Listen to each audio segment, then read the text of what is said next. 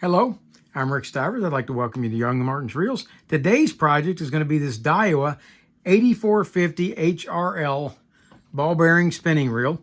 And this one belongs to Ken. And this reel is actually in very good condition from considering what I usually get from Ken. It winds well. It trips. It is set up as a right-hand retrieve instead of a left-hand retrieve, which doesn't thrill me. I will end up changing it back the other way. This particular reel was made in Korea. That doesn't mean all of them are made in Korea, but this particular one was definitely made in Korea. And like I said, it's a 8450 HRL. And maybe some of you out there knows what the HRL stands for, but I really don't know, couldn't tell you. But we're going to go ahead and we're going to start taking this apart. It does have this adjustable, the lay down handle over here. You crank this in like so, and you can fold the handle down like this, okay, to help keep it from getting broken. And we'll bring that on out. It also has this fold down bail right here. If you lift out right here, you can fold the bail down like so to help keep it from getting broken. So that's kind of nice. But yeah, this thing trips beautifully. It's a nice little reel, and I'll be sending it back to Ken, see about getting it ready to go back out onto eBay, or out onto eBay to begin with. I don't know that it's ever been there. Okay, we're going to start off by taking off the drag knob and the spool. There we go. That's off. And, well, look at there. This is another one of those where you can remove the spool by, let's see if we can get it to go back on. There we go. This is made like a Mitchell. It's got the removable. You can adjust the drag there, but you want to remove the spool. You just push in on the button, remove it out, and there we go. Okay. Next thing we're going to do is go ahead, let's get a bigger screwdriver, and remove the screw from the handle.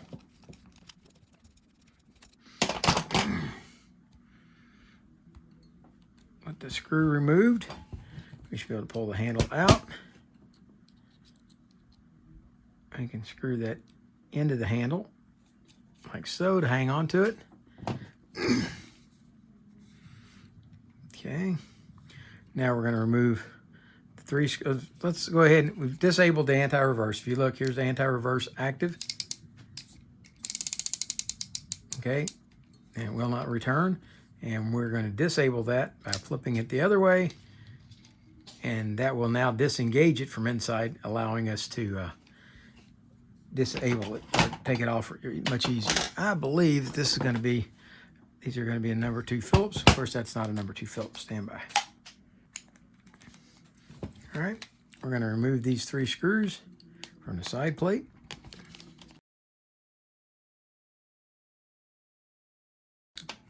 All 3 screws are the same, so we'll keep them together. All right, now let's take off the side cover. There's our anti-reverse. If you need to see how the spring goes, you can see here, it's tucked in behind over here, wraps around once and back over to there, so that it pushes that forward. And when you flip it into this other position, it moves it so that it's back like so, or moves it forward or back like so. And that'll keep it off of there, which is currently the position it's in. If you look here, here's our lever, and there it is. There's how it moves into the way of it, keeps it out of the way. All right, let's go ahead. Let's see, this is really clean. I'm not going to have to scrub it or anything. We'll go ahead and put a drop of oil here and a drop of oil here. Move that back and forth a little bit, make sure it's good, and it is. Set that over to the side. Okay, let's go ahead and spin this around and see what, okay, there's our crosswind block, and there's our screw holding the crosswind block, but I'm hoping we're going to be able to take this main gear out, and we can. Okay, this is one of these that has a removable oscillation gear on the shaft, which is why we were able to take that out. But now what I do see also is, okay, that's a bushing. That's just grease. Okay, so I thought there was a shim washer in there, but there's not. Okay, we're going to take this screw out of the axle shaft. We're going to remove the axle shaft and set these two parts together over to the side. Okay, this is a seriously heavy-duty crosswind block. Look at the size of this thing. Okay, it's in good shape. It's a little dirty, but it's in good shape. I'm just going to wipe that off.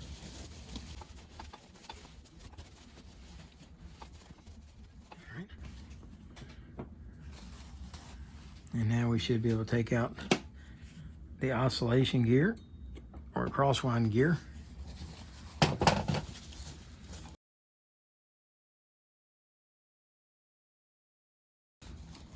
Okay, inspect the teeth on it. They're all in good shape. Now on this main gear we took out, that's a little bit different.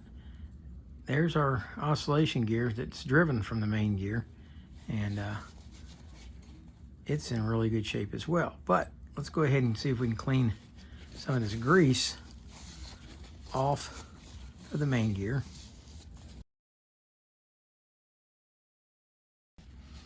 Okay, that removed 90% of the grease out of here, but it didn't take care of the teeth. And what I'm going to do, I'll use my board and clean that up. But what we'll do is I'll spray some WD-40 on that.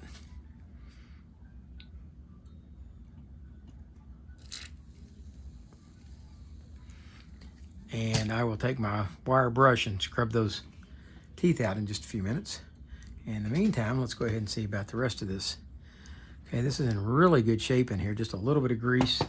Let's clean that little bit of grease out.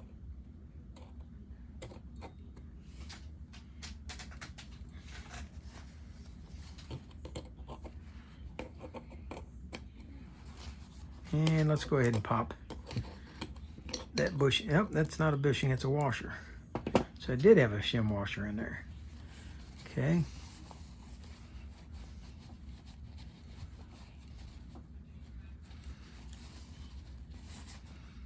Okay, set that with the main gear over here.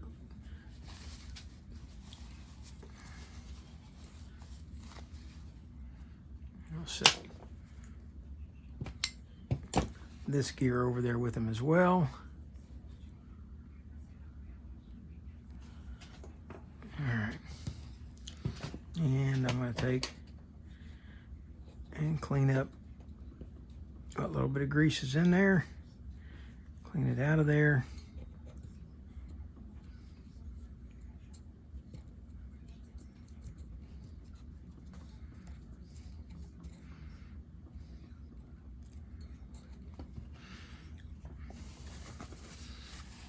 All right, now we're ready to remove this rotor from off of here. I'll start off by getting the excess grease off of the end of it. And then we'll see if we can remove the nut. Okay, that broke loose. It comes off in the counterclockwise direction. Okay, wow, this is really clean. I'm just gonna clean it just a little bit right here. And we're gonna add touch of oil over here, like so, and a touch of oil here, and a little bit here, and a dot there. Okay, bring it up, and we will trip it from underneath.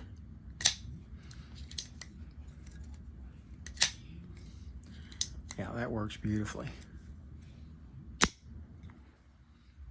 Okay, I'll set that over to the side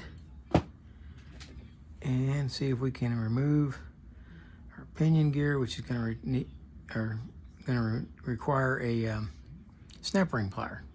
So we'll be back in a minute.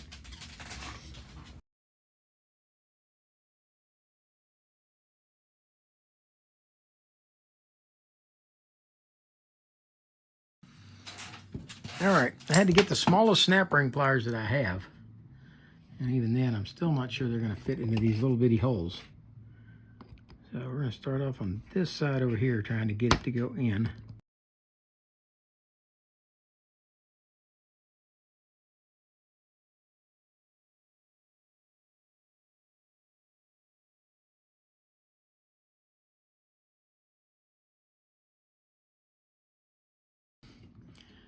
It appears that I do not have a pair of snap ring pliers small enough to get into these holes. So, since there's nothing wrong with the bearing, we are going to oil it right where it sits without taking it out. We already have the pinion out, so there's really no need to take it out. We do still have some old grease left in the case here. We're going to remove that like so. And we're going to oil this bearing from the back side as well as the front side. Clean up the pinion gear.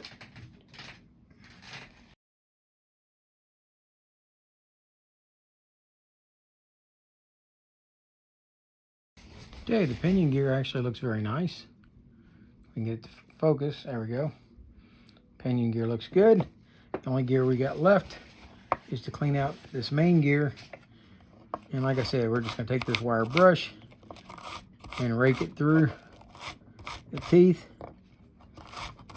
And that should get all the old residual grease out.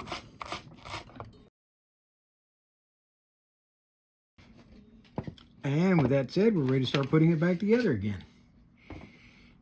Our main bearing looks good, or main bearing looks good. So we're going to go ahead and grease the pinion gear.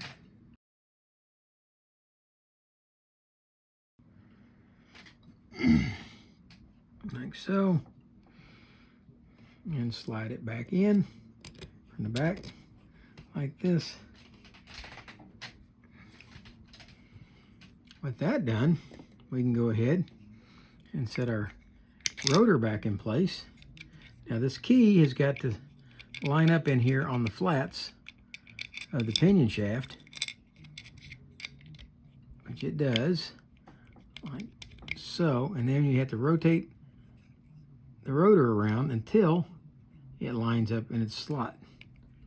And then you can push it on down. With that done, put the nut back on and tighten it down.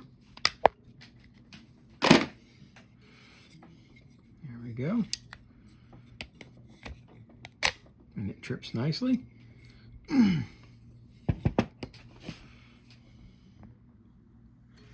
Take this out a little more. All right. The next item we're going to put in is going to be this crosswind block. It's going to go right here.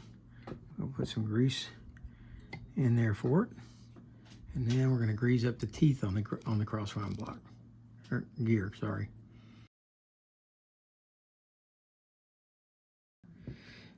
Once it's greased up, go ahead and set it down in the case and then rotate it around until this post right here is at the rear, like that.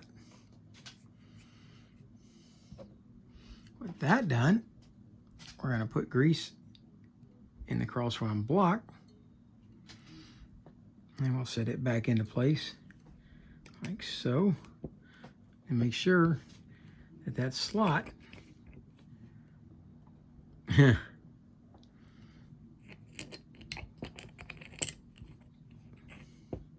make sure that that slot right there fits over top of that post right there. See, slot, post. Set them back into place like so. With that done, we're going to put a little bit of grease in this housing bushing over here. That's a little bit too much grease. There we go. And we're going to stick this washer on top of that and add a little grease to that. There we go. This time we'll take and grease up our main gear.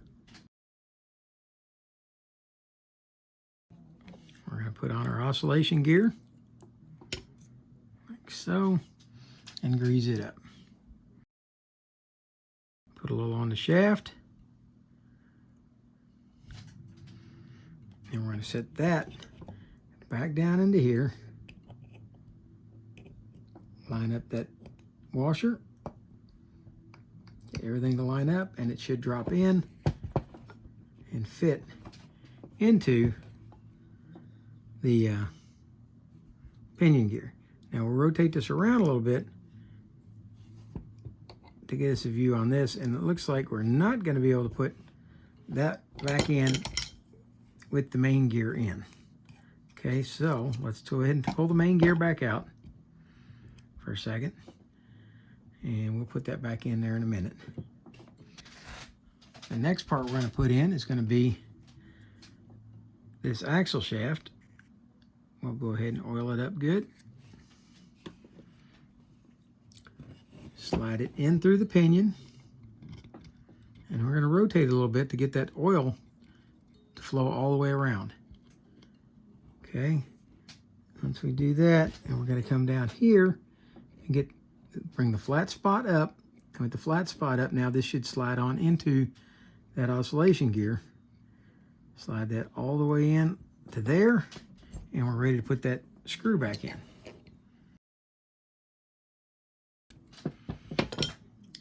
With that done, we're going to come back now and see if we can get this main gear back in. Remember, you got the flats on this that have to line up into that gear down there.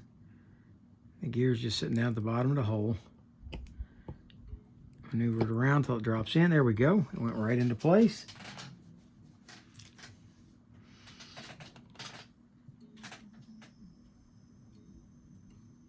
And we're going to put a little bit of grease right here where we get the shim washer. And at that point, I believe that we're ready. Let's see here which way this is going. Okay, we want this to go in this condition. No, that's okay, that's inactive. All right, and we're going to drop this in, and when we do, we're going to drop it in behind that and push it forward, and that's going to push this out and disengage it. All right, like so. Okay, let's hold it down for a second. Let's see if it activates. There's anti-reverse on. Let's get a little back out. And anti-reverse override. And if you look, our pinion is working and our oscillation gear is working because our axle shaft is moving up and down, which will in turn move the spool up and down. Let's go ahead and put these 3 screws back in.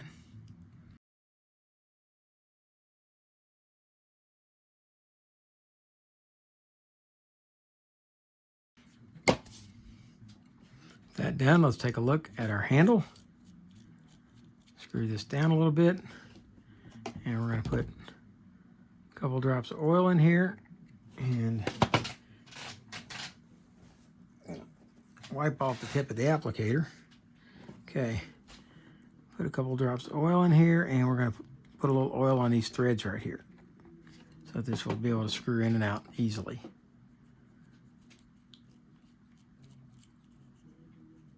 Okay, like so. And just to be on the safe side, let's go ahead and put a drop of oil in from the bottom. And now we can go ahead, slide the handle in,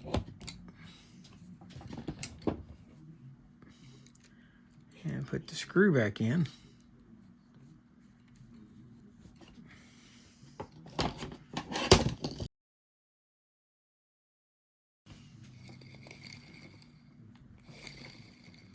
And it's now gone from a right-handed wind to a left-handed wind. Okay, this part's all functional. Let's get on to our spool. Okay, let's unscrew the top off of this.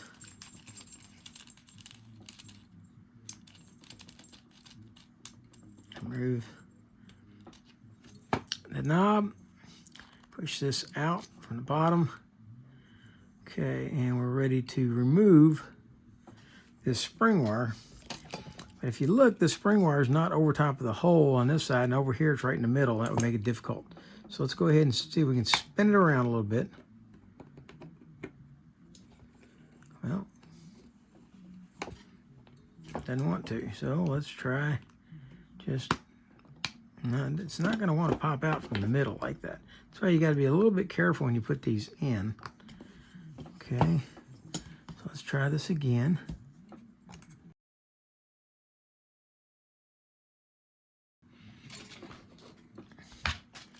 Get a different screwdriver and try it again.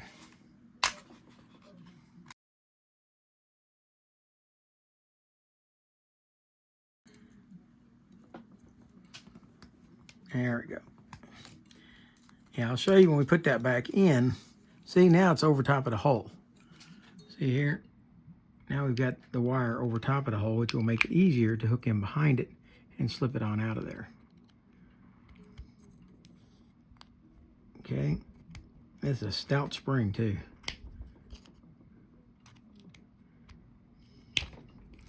Trying to make sure that I don't send it flying.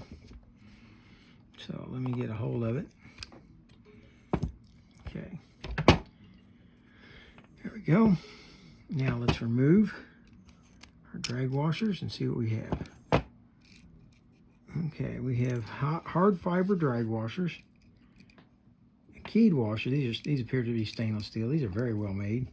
Okay, hard fiber, eared washer, hard fiber, keyed washer. All right, let's back up. There they are. Fiber washer, keyed washer, fiber washer, eared washer, because it's got the ears on each side. Fiber washer. Actually, I think that's a Teflon washer. Yeah, it is. It's a Teflon. So that one won't require grease. These don't believe are Teflon, so we're going to grease those. And let's go ahead and clean this spool real quick.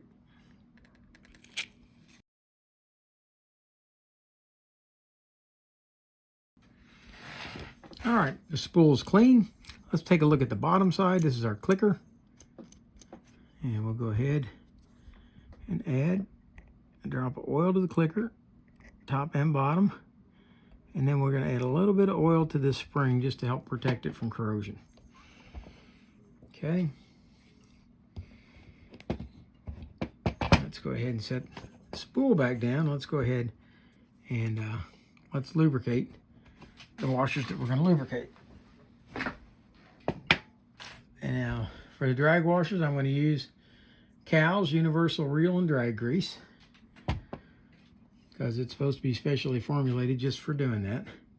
We're going to put just a little bit of grease on here. Drop that drag washer in. Follow it up with a keyed washer. Follow it up with the next drag washer with, again, a little bit of grease on it. Follow that up by the eared washer. Make sure those ears go into the slots. Now, there's no reason to put any grease on the Teflon. And the final keyed washer.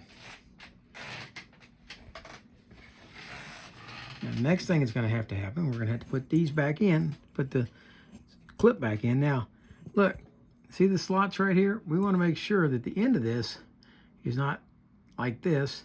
We want to make sure that probably 1/4 to a 1/2 inch of that is going to stick over top of that slot.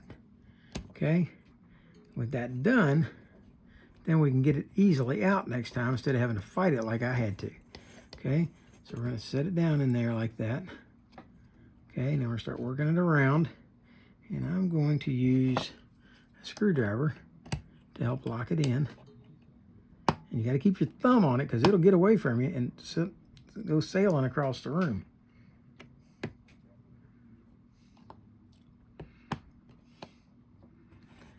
Okay, it is not in there, so keep your, like I said, keep your thumb on it.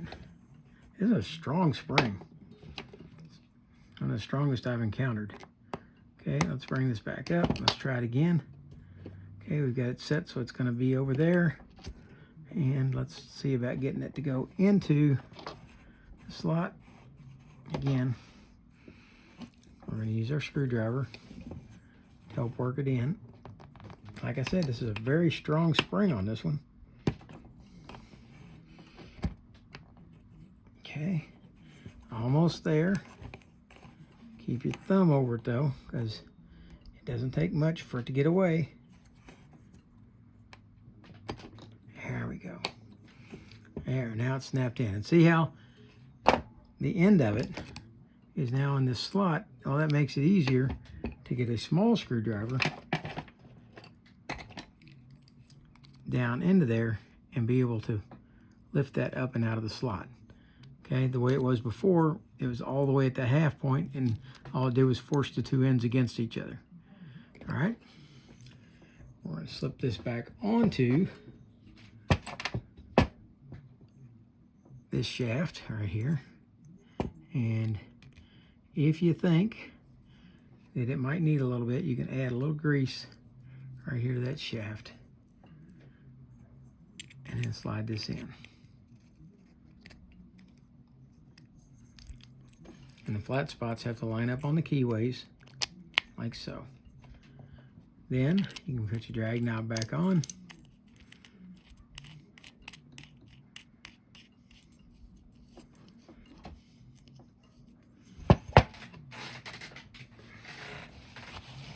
Wipe off any excess grease.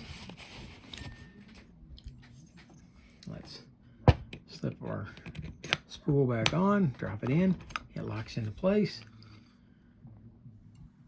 And